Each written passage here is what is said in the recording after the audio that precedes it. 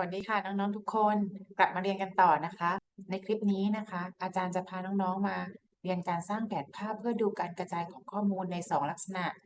คือแผนภาพแบบแผนที่นะคะหรือ Colored Map นะคะแล้วก็แผนภาพแบบ Scatter Plot นะคะโดยอาจารย์มีคำถามที่สนใจนะคะคืออาจารย์อยากรู้การกระจายของยอดขายไอศกรีมนะคะที่ขายได้ในแต่ละจังหวัด และอาจารย์ก็จะดูในส่วนของความสัมพันธ์นะคะของอายุผู้ซื้อและยอดขายที่ขายได้นะคะเดี๋ยวเรามาดูกันนะ ขั้นแรกนะคะเราจะเห็นว่าแผนภาพเชิงภูมิศาสตร์นะคะอ่ามีประเภทข้อมูลอยู่นะคะ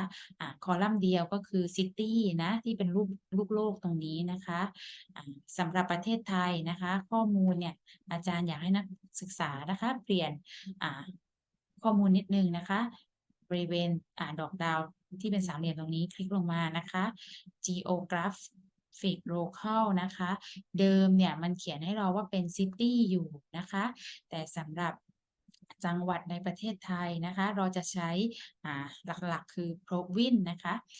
ให้นักศึกษาเลือกState หรือ Province นะไม่ใช่ City นะคะให้คลิกนะคะใครเลือกเสร็จแล้วนะคะให้ดึงคำว่า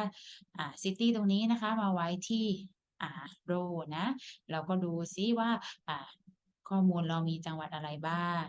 ก็มีหลายจังหวัดนะพอเสร็จนะคะเราไปที่คำว่า map ค่ะเราตรวจเช็คข้อมูลชื่อของจังหวัดที่ใส่มาในไฟล์ Excel ของเรานะคะที่ดึงเข้ามาว่าถูกต้องไหมนะคะการเขียนชื่อตรงกับที่โปรแกรม Tableau นะคะมีฝังอยู่ด้านในโปรแกรมหรือเปล่านะคะให้เลือก Edit Location ค่ะพอนักศึกษาเลือก Edit Location เสร็จแล้วนะคะนักศึกษาจะเห็นว่าข้อมูลนะคะของใครที่ขึ้นเป็นตัวสีแดงบ้างคะถ้ามีใครขึ้นเป็นค่าของใครนะคะขึ้นเป็นตัวสีแดงนะแสดงว่านะคะมีข้อมูลที่ไม่ตรงกับข้อมูลเดิมที่มีอยู่ในของTableau นะคะก็ต้องลองเลือกนะคะว่าเราจะเลือกให้ตรงกับของ Tableau ได้อย่างไรสมมุตินะคะด้านซ้ายมือสมมติใครมีตัวแดงนะด้านซ้ายมือเขียนว่าเมืองเชียงรายนะคะแต่จริงๆแล้วในของ Tableau นะคะมันเซฟแค่คำว่าเชียงรายไว้นะคะนักศึกษาก็แค่จับคู่ให้มันค่ะว่ามันคือเชียงรายนั่นแหละถูกต้องแล้วเราก็คลิกเชียงรายนะคะหาคำว่าเชียงรายแล้วก็คู่กับเมืองเชียงรายที่เรามีอยู่แค่นั้นเองนะคะแต่ถ้าใครไม่มีตัวสีแดงขึ้นมานะก็ไม่ต้องแก้ไขอะไรนะคะพอนักศึกษาได้ข้อมูลของ City มาไว้แล้วนะนักศึกษาเอาจำนวนเงินนะคะเพราะเราอยากรู้จำนวนยอดขายในแต่ละจังหวัดใช่ไหมคะมาไว้ที่ด้านหลังตรงนี้ค่ะโอเคเราคลิก Show Me ขึ้นมาค่ะแล้วก็เลือกที่เป็นแมปตรงนี้นะคะเลือกไปเลยค่ะพอเลือกแมปเสร็จนะคะมันจะขึ้นแผนภาพประเทศไทยมาให้แบบนี้นะมันจะขึ้นแผนภาพประเทศไทยมาให้แบบนี้นะนักศึกษาจะเห็นว่าที่วงกลม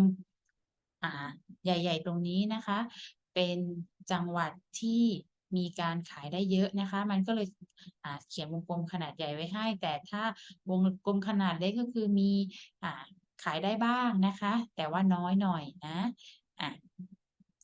อาจารย์นะคะอยากให้นักศึกษานะคะเปลี่ยนรูปแบบของการแสดงแบบออโตเมติกตรงนี้นะคะเป็นแบบแมปนะคะให้เลือกแมปนะ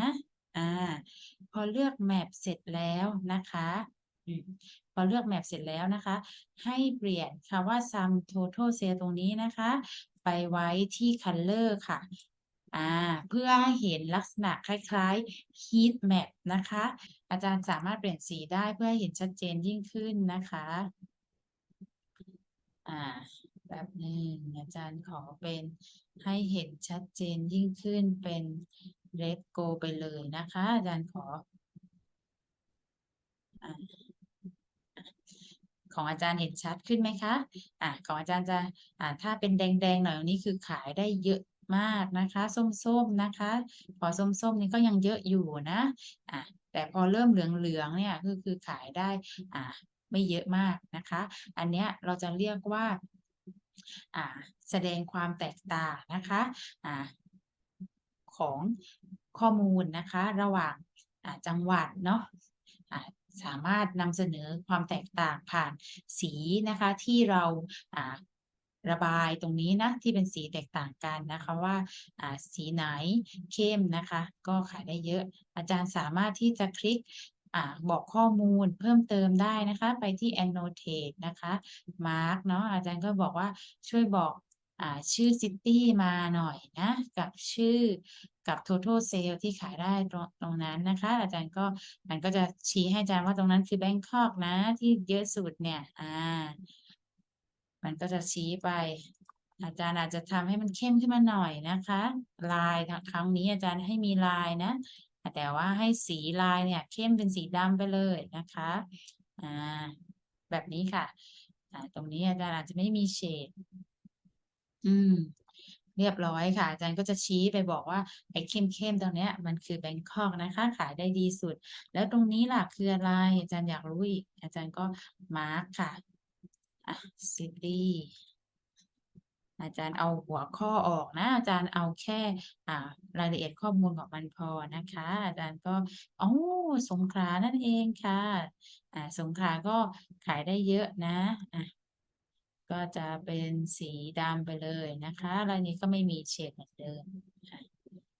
อาจารย์ก็จะลากออกมานิดนึงนะอาจารย์ก็จะเห็นว่าจังหวัดที่ขายได้ดีๆเนี่ยมันก็มีประมาณนี้นะคะใครอยากเพิ่มเติมตรงไหนเพิ่มได้หมดเลยนะอันนี้ก็จะเป็น Coloplate นะคะแมปนะ อาจารย์ขอแก้ไขไตเติลนะ เป็นแสดงจำนวนเงินที่ขายได้ในแต่ละจังหวัด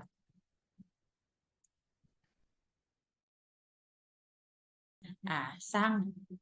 Scatter plot กันนะคะ ขั้นแรกนะคะ อายุนะคะเราเอาอายุนะคะมาตั้งก่อนเลยนะอายุอาจารย์ขอตั้งที่คอลัมน์นะคะ เพื่อให้อยู่ในแกน x นะสำหรับอายุนี้นะคะอาจารย์ขอเป็น dimension นะคะคำว่า dimension ก็คือขอเรียงเป็นอายุจริงๆของผู้ที่มาซื้อนะคะมีอายุเท่าไหร่บ้างนะคะหลังจากนั้นนะคะยอดขายนะคะอาจารย์จะดูยอดขายว่าในแต่ละอายุนะคะมีผลรวมยอดขายยังไงนะคะมันขึ้นกราฟนี้มานะมันเป็น default ของโปรแกรมนะคะเราสามารถปรับแต่งได้นะคะมันใช้ตัวที่ชื่อว่า circle แทนนะคะตรงนี้นะคะเปลี่ยนเป็น circle นะคะมันจะเป็นจุดลักษณะคล้ายสแกตเตอร์นะคะอาจารย์อยากให้นักศึกษานะคะใช้ฟังก์ชัน Analytic ตรงนี้นะร่วมด้วยนะคะแล้วก็เลือกคำว่า Trend Line นะเพื่อให้มันช่วยบอกเทรนด์ในการกระจายของ Scatter plot นี้นะจากที่เราดูนะคะช่วงอายุ8ถึง32เนี่ยมันจะมีการกระจายนะคะค่อนข้างเยอะนะคะแต่พอหลังจาก34เป็นถึง64เนี่ยช่วงของการยอดซื้อเนี่ยมันก็จะค่อนข้างที่จะน้อยลงนะคะแต่เราก็ดูเทรนไลน์สักเล็กน้อยนะเราคลิกเทรนไลน์นะคะดับเบิลคลิกนะดับเบิลคลิกที่เทรนไลน์ตรงนี้นะคะมันจะเป็นเส้นบอกเทรนนะคะของข้อมูลให้เรานะคะเราจะเห็นความสัมพันธ์นะคะว่าพออายุนะคะมากขึ้นนะยอดซื้อไอศกรีมนะคะก็น้อยลงนะคะอายุน้อยนะคะก็มักจะซื้อไอศกรีมนะคะเยอะเนาะผู้ขายนะคะรีเนมแผนภาพแสดงความสัมพันธ์ระหว่างอายุของผู้ซื้อและยอดขายเนาะโอเค